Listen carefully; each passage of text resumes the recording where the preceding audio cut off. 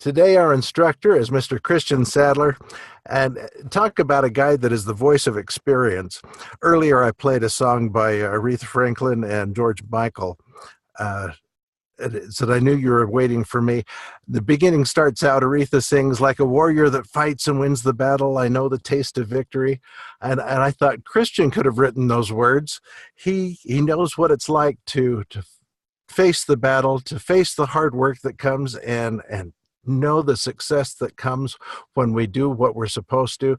He knows the principles of success, and he's here to share them with us this morning. Christian, how are you? I am amazing, Ron. How are you? Broken up a little bit, Christian. Try that again. I said I am amazing, Ron. How are you? Yes, you are amazing, and we're glad you're here. I'm amazing too. All right, good to hear. So you guys are hearing me all right now? Yes, we are. Perfect.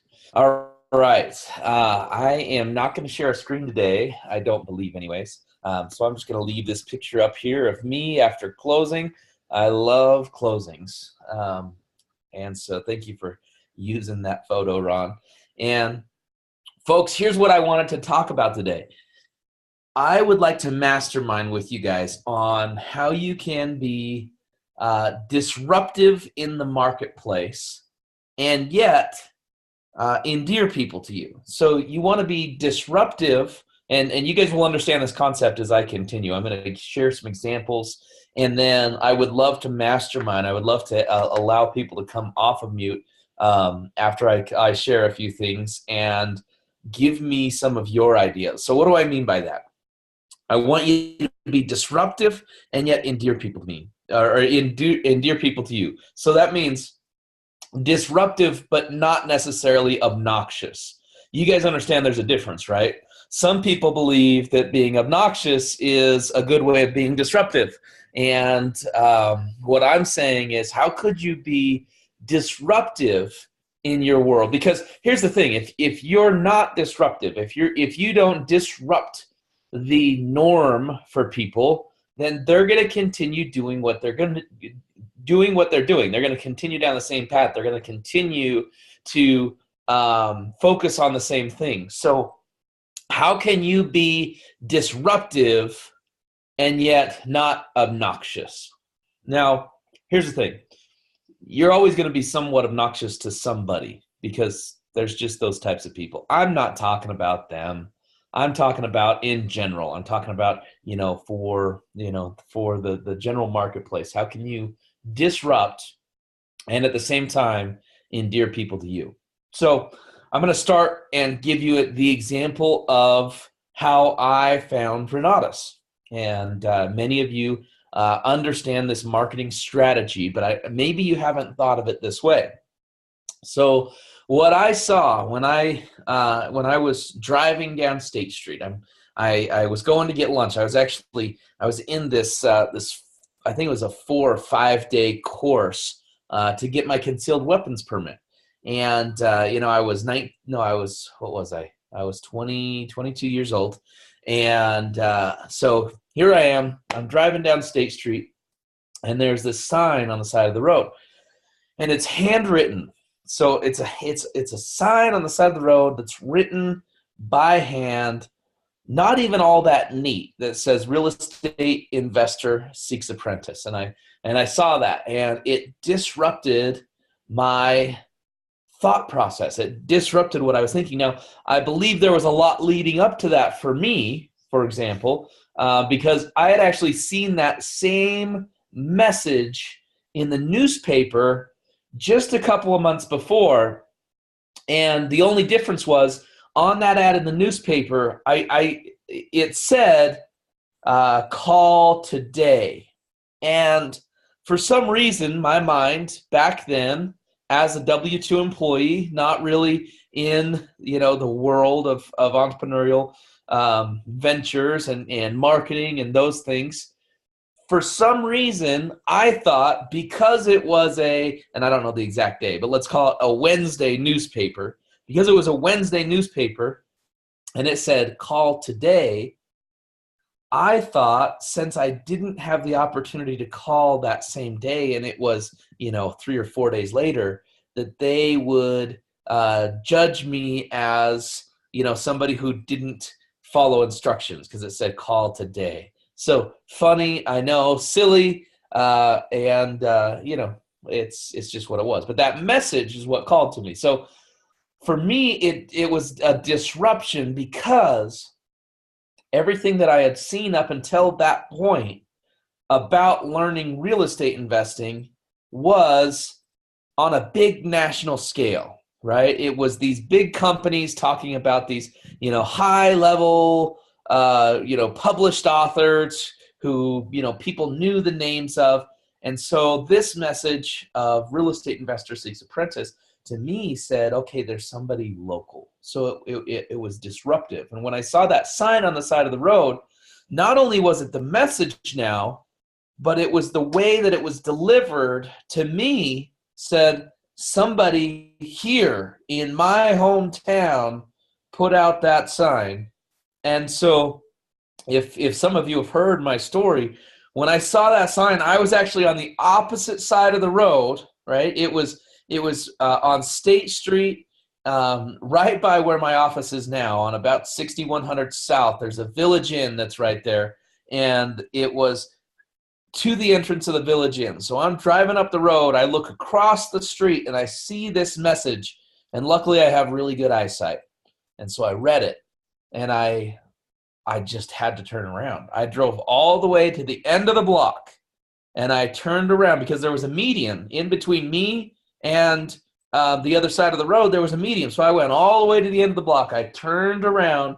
I came all the way back. I pulled halfway in with the back of my car hanging out onto State Street, and I dialed the phone number in my phone, and then I pulled behind the restaurant there to make the phone call and to leave the message. And that was my beginning. That was the beginning of my journey into Renatus and into real estate investing. And so that's just one idea of being disruptive, because those signs are not necessarily what you see typically, right? So in Utah, I know we can't do signs, so this isn't the best example for those of you in Utah right now, but I still want you to think about it for the concept, right? So when I used to do roadside signs here locally, I would do my best to always tilt my signs on about a 45-degree angle.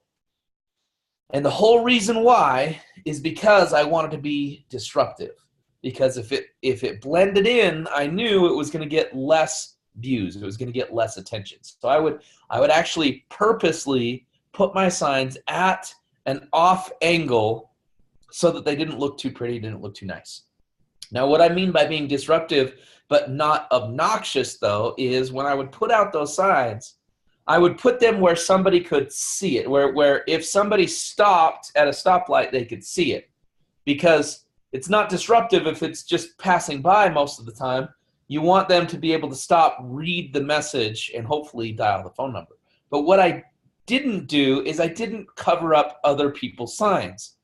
I've seen this before where, you put it at a doctor's office and you put it right in front of their big glowing sign, and it's actually blocking their message. Don't do that, right? Because that's just obnoxious. That's rude, right? They pay thousands of dollars for their sign, and you're putting your $1 sign to block it. So instead, just put it off a little bit, right? You can still put it there on that corner, but put it to where it's not blocking their message, right? So that's what I mean by disruptive, but not necessarily obnoxious, right? So how can we do this in other scenarios? I'm going to give you a few more examples, and then I would love to mastermind and have you guys share a little bit. So one of the ways of being disruptive but not necessarily obnoxious is when you go to events. All right, so when you go to events and there's somebody else is speaking in front of the room, right? So you don't necessarily want to go cut them off or do those types of things.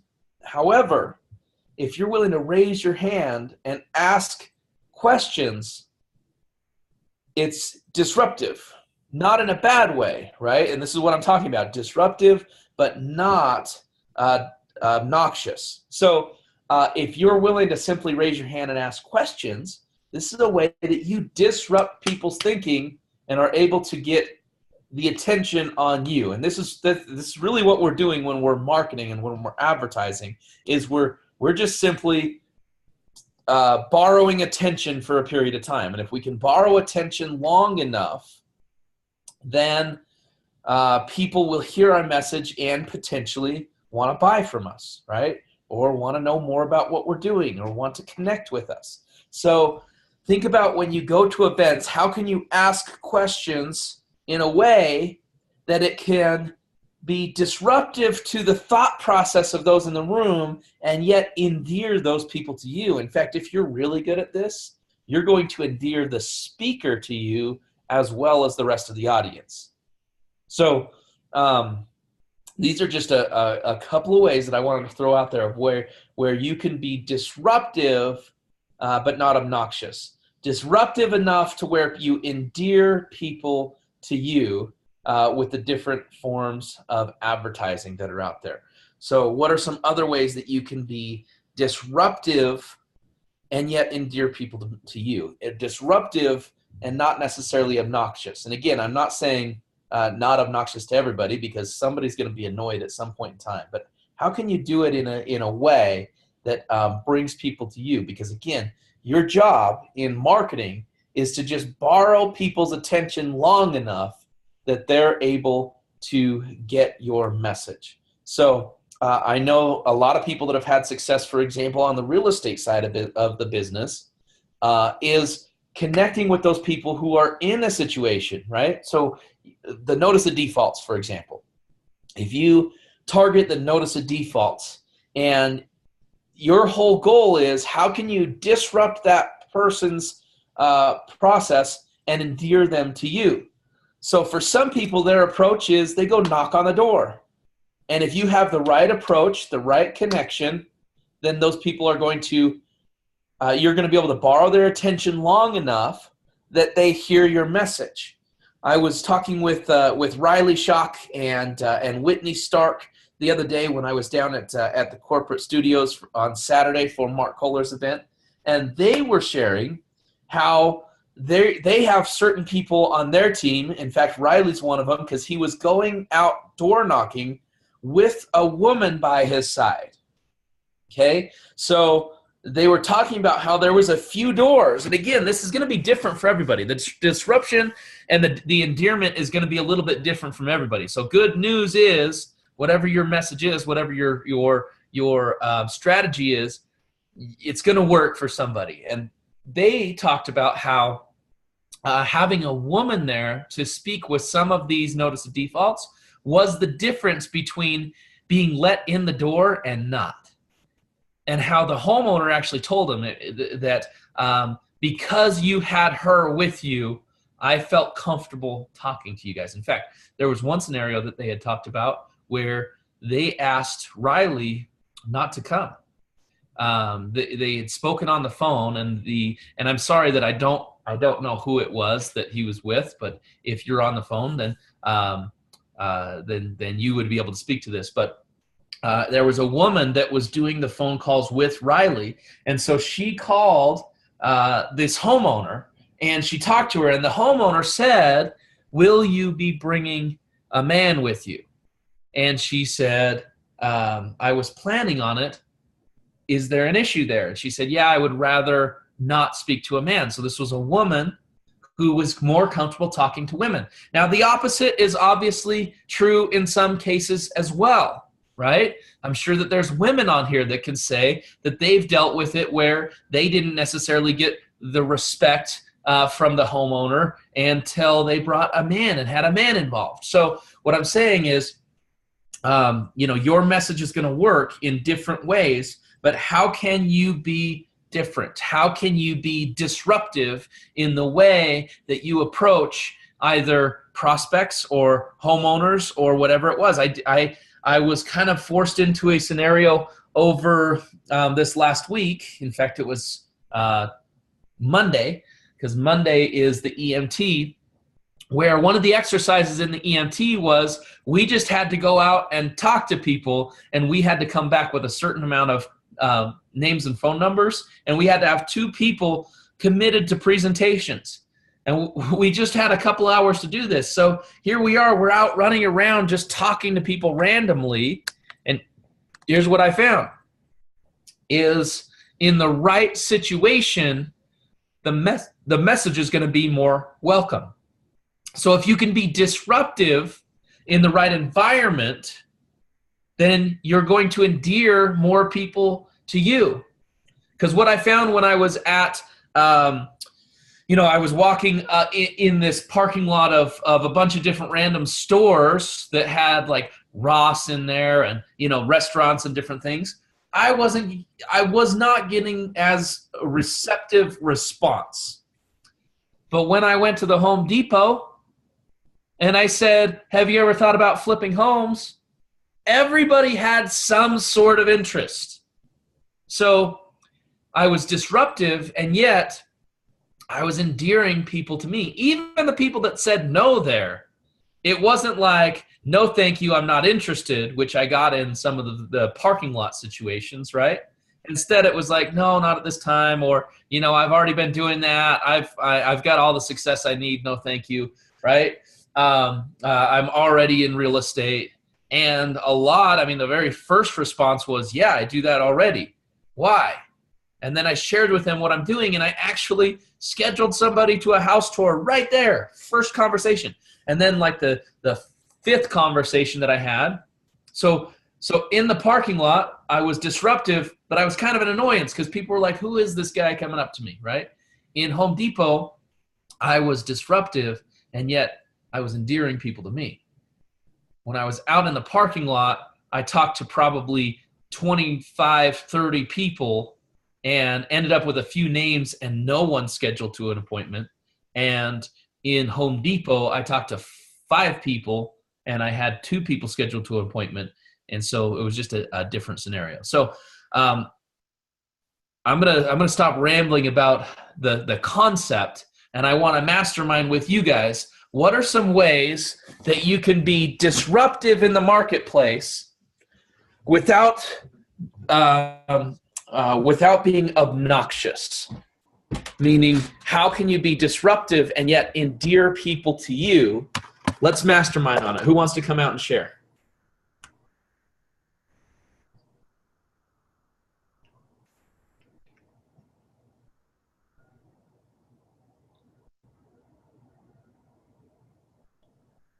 Come on, guys. There's like 60 people on the line.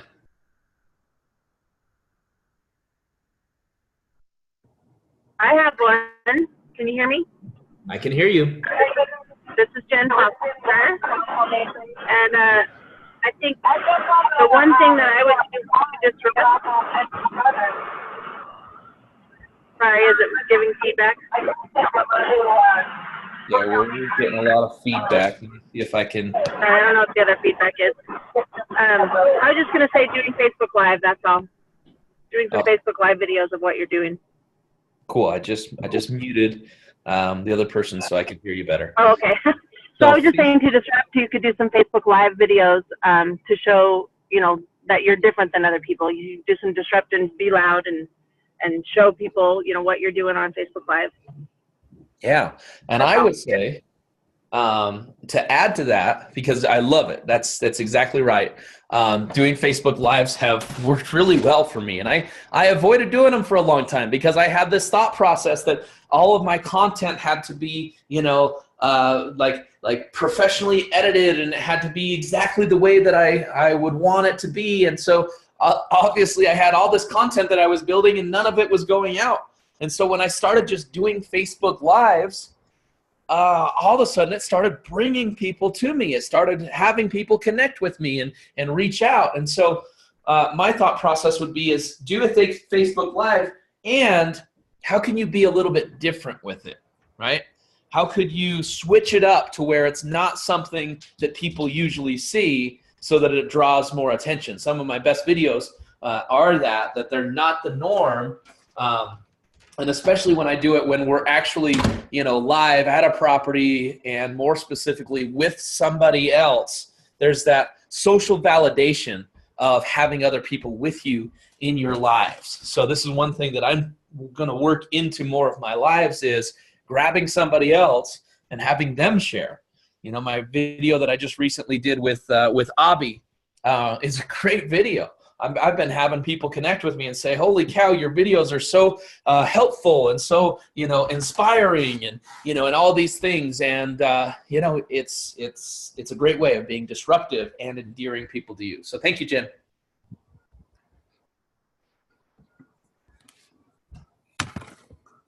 All right, who's next? Who else wants to come out here? What is a way that you can be disruptive and endear people to you?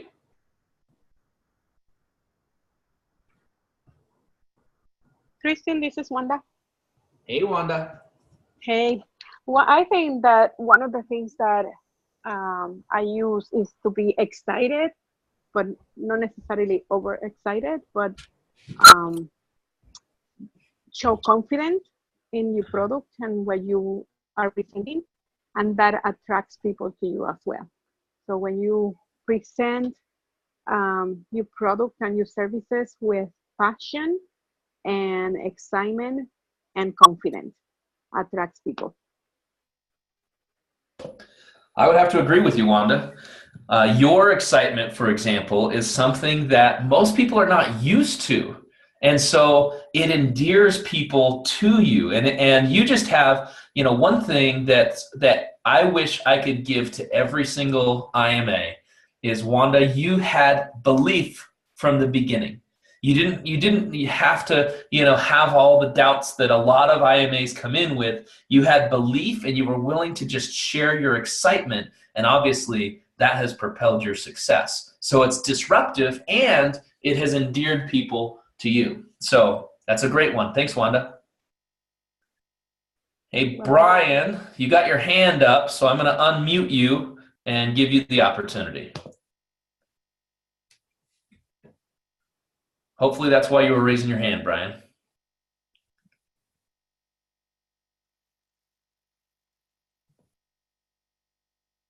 Oh, I think that was an accident, but I did have a question about the, are you saying you can be disruptive in a meeting? Tell me what you mean by a meeting. Well, my thought was, is it okay to ask a question like, I'm working on the velocity banking? Is it okay to present a scenario while they're doing that? Say I have marginal credit. Would a secured line of credit work in this situation, or something like that? Okay, so actually that would be the opposite. And you would want to bring that up at like a study group or, you know, those types of things. So what I'm talking about is not in our meetings necessarily, but Brian, being able to ask those types of questions, thoughtful questions like that in a different type of meeting. So if you go to a meetup, for example, or if you go to, you know, a RIA and those types of things, that's where you would ask those types of questions where you actually endear people to you. Because what I'm saying is marketing, right? Getting out there and marketing your name comes down to borrowing people's attention long enough that they hear your message. And so we're not necessarily talking about being disruptive in the network of Renatus. We're talking about outside of Renatus. How do you be disruptive enough to capture people's attention long enough and do it in a way that actually endears them to you? Hopefully that makes sense. So what we don't necessarily want is to, as we're doing an opportunity presentation, for example, is to ask more complex questions that interrupt the flow of the presentation. However, in more of the training style events, study groups, and intensives and those types of things, then of course we welcome those types of questions. I have a comment if you guys can hear me. Eloy, come on out. So one thing that I really like to do, whether people are having a conversation or not, I keep it very short and sweet. but complimenting people, a good, quick, honest compliment always works, always brings people up, and it endears them to talk to me a little bit later because I'm not trying to disrupt the flow of their conversation. But I found a lot of success in, dude, you're freaking looking great today. Dude, your outfit's super solid. Dude, this, that, the other. I think that's a great thing for the person receiving the comment, and just adding to the Valley bank account, it always reciprocates back to me sooner or later. So I'd have to agree with you. And I would say that that is a disruption because many people are going throughout their day and they're not taking the time to give somebody a compliment necessarily, right? They're not taking the time, to jump out there and say something nice for no reason.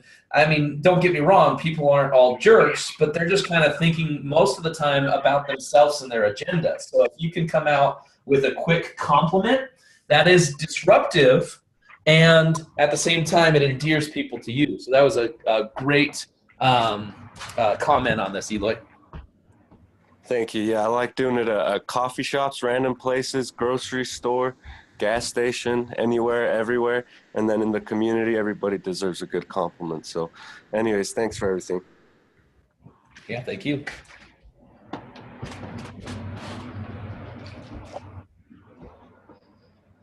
All right, let's go with one more. Who else has? Hi, Christian. Yes.